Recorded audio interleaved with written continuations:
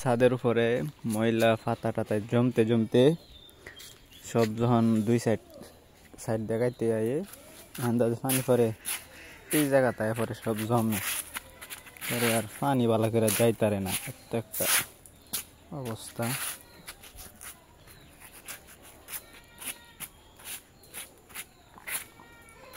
ঝাড়ো না এটি ঝাড়ো দিতে হইব।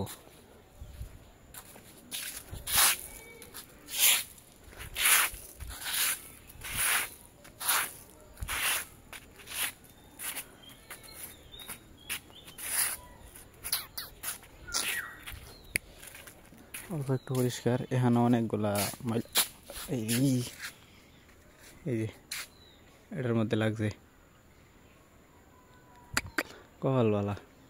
কপালও লাগছে, যদি চক্কর লাগতো সকাল সকাল।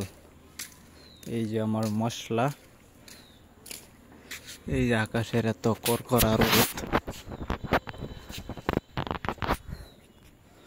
জায়গা গরম।